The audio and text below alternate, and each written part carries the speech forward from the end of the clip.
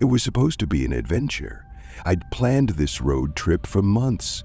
Just me, my car, and endless miles of open road. The idea of solitude excited me, especially after the chaos of city life. No one to bother me, no distractions, just freedom.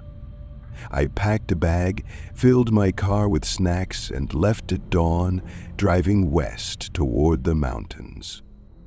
By the time night fell, I was deep in the countryside. The winding roads were empty, and my car's headlights cut through the darkness like a knife.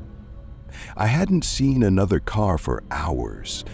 It was peaceful at first, but the silence became unsettling.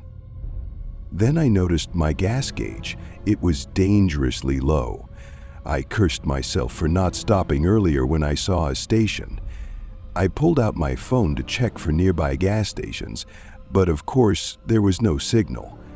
Just my luck. I kept driving, hoping to stumble upon something. And then, like a miracle, I saw it.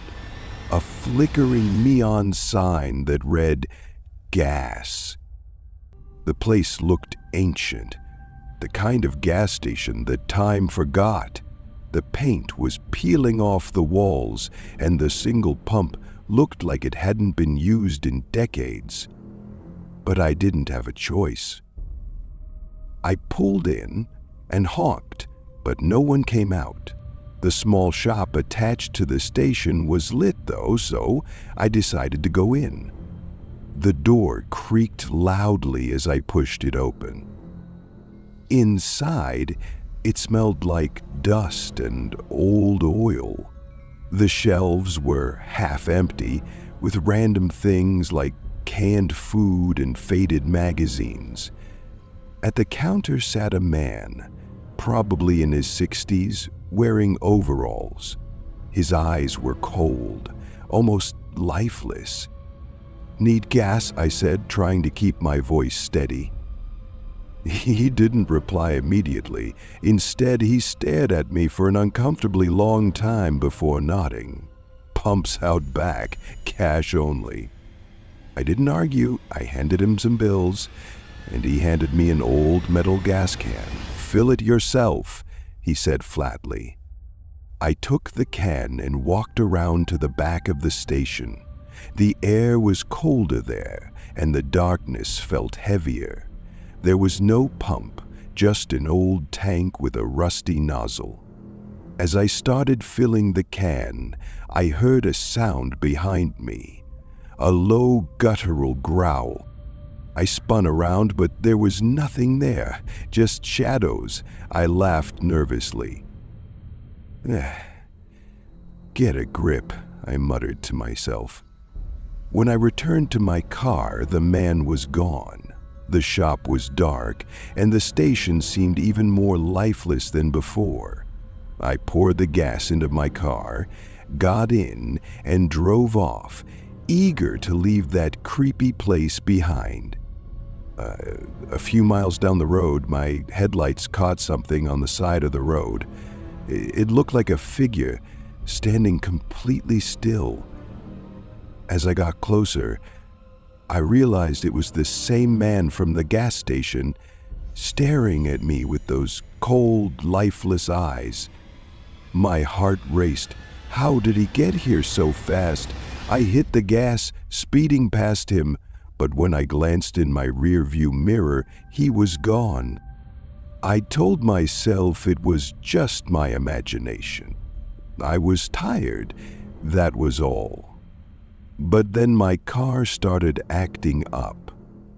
The engine sputtered, and the headlights flickered. "No, no, no," I said, gripping the steering wheel. A guideline of tourists providing ground information based on where I was. Oi?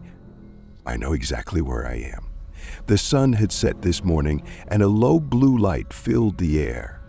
I grabbed my phone, but there was still no signal. The only light came from the full moon overhead. I sat there for a moment trying to figure out what to do.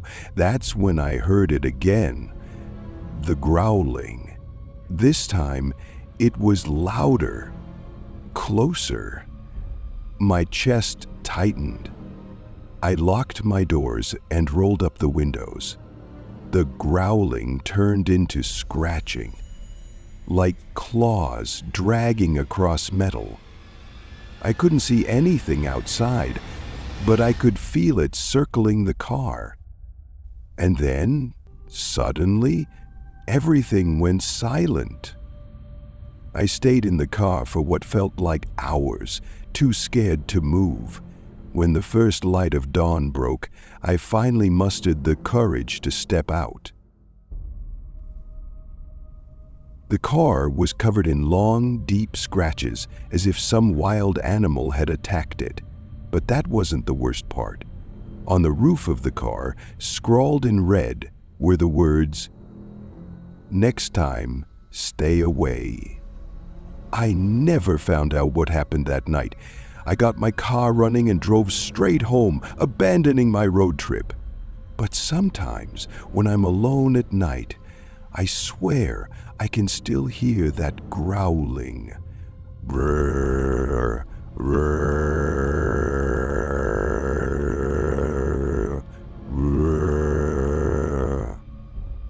I sped home that morning, not daring to stop for anything.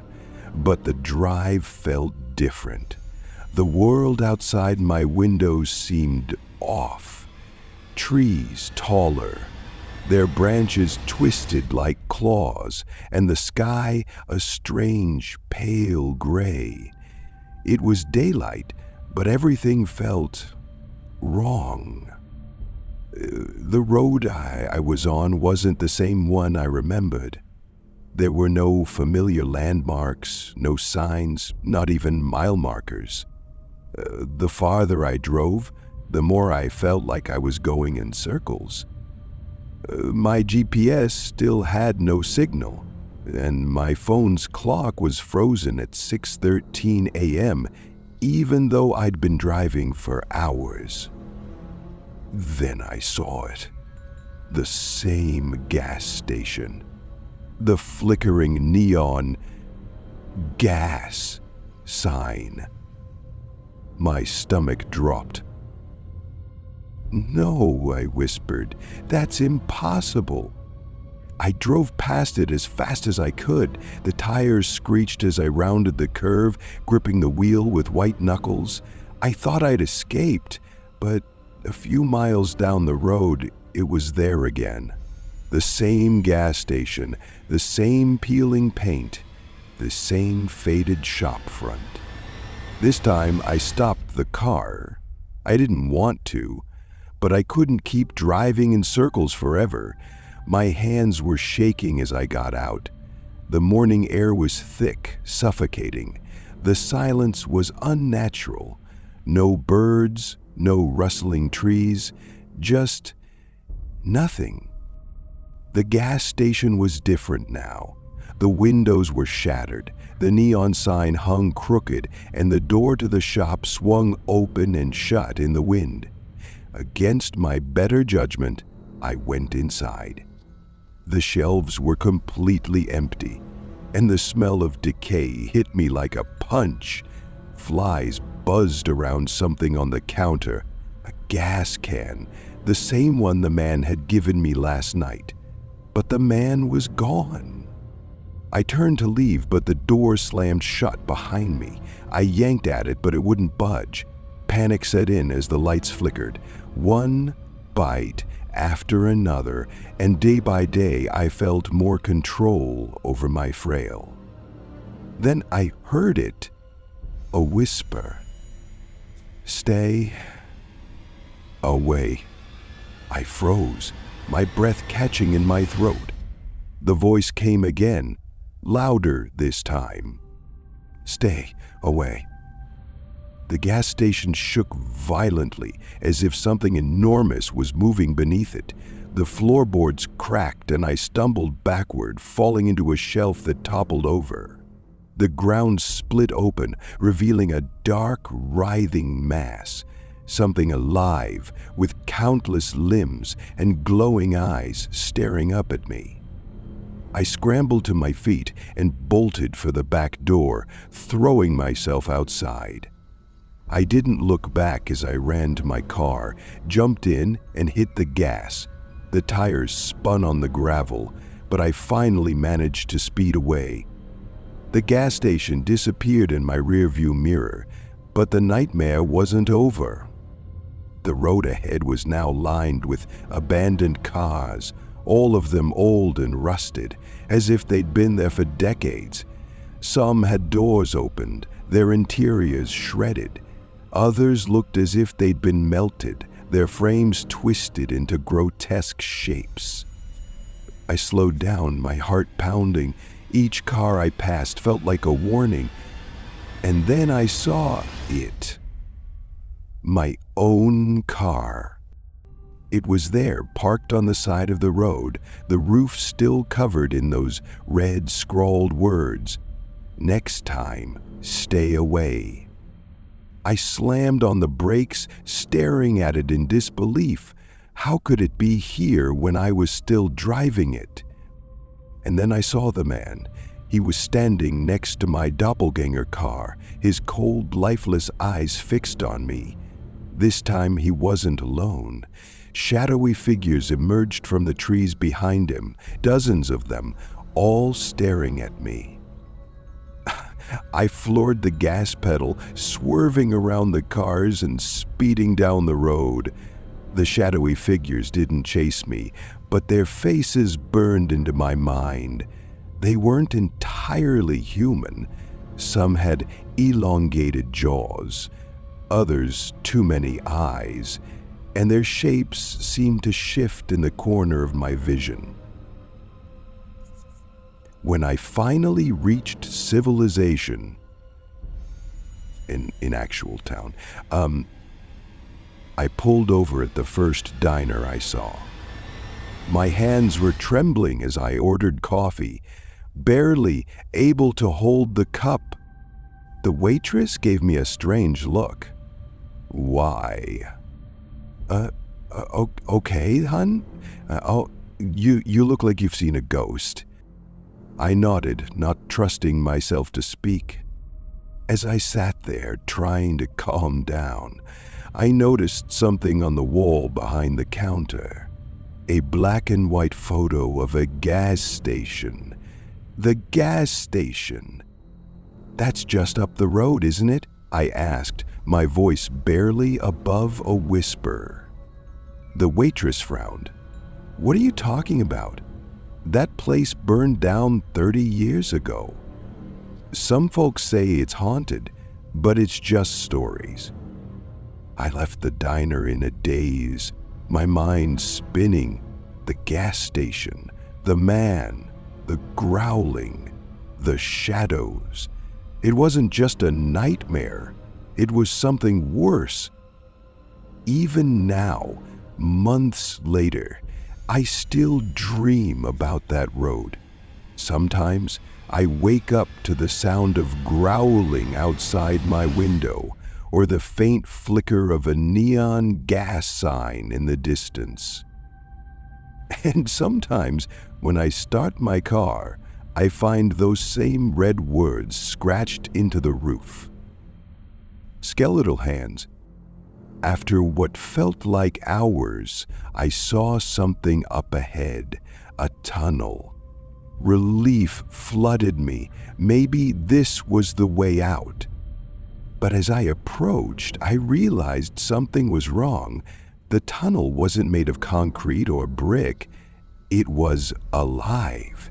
Its walls pulsed like flesh, veins glowing faintly beneath the surface.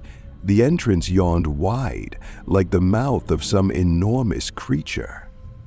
Every instinct screamed at me to turn back, but there was nowhere else to go. The figures in the rearview mirror were closer now, lining the road, their heads still tilted at that impossible angle. Taking a deep breath, I drove into the tunnel. The moment I entered, the world outside vanished. There was no road, no trees, no sky, Just darkness. My headlights barely pierced the void, illuminating only the pulsating walls. Then the whispers started again. "Stay away, stay away." They echoed around me, overlapping, growing louder. I gripped the steering wheel tightly, my knuckles white. The tunnel felt endless, like I was driving deeper into some abyss that had no bottom. And then the car stopped. No, not the engine. The car itself stopped moving as if an invisible hand had grabbed it. I pressed the gas pedal, but the car didn't budge. The whispers turned into laughter, low and guttural, coming from everywhere at once.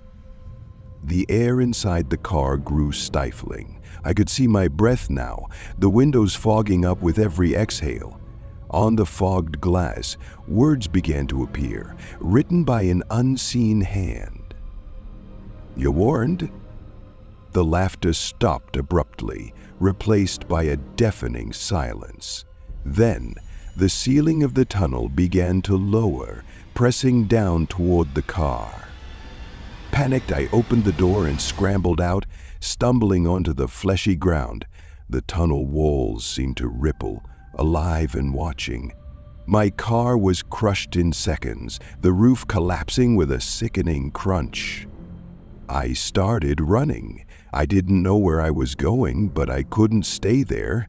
The tunnel seemed to stretch endlessly, but then I saw a light ahead, a small, flickering glow. I sprinted toward it, my lungs burning.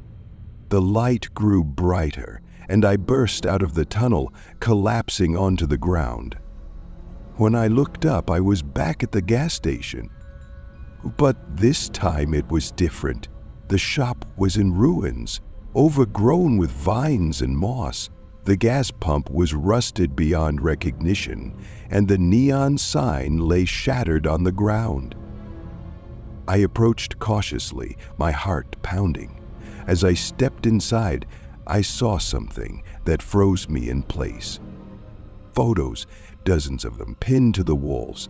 Each one showed a different car, all of them parked in front of the gas station. Some of the photos were faded and yellowed, others newer, but they all had one thing in common: the words "Stay away" scrawled on their roofs in red. Then I saw the last photo. It was my car. The whispers returned, louder now, coming from every direction. The ground beneath me began to shake, and I realized I couldn't move. My feet were rooted to the spot, the vines crawling up my legs. The last thing I saw was the man from the gas station. He stood in the doorway, his lifeless eyes locked on mine, a twisted smile spreading across his face. When I woke up, I was sitting in my car, parked on the side of a highway. The sun was shining, the world bright and normal. But when I checked my phone, it was still 6:13 a.m. And in the rear-view mirror, I could see the gas station in the distance, waiting for me.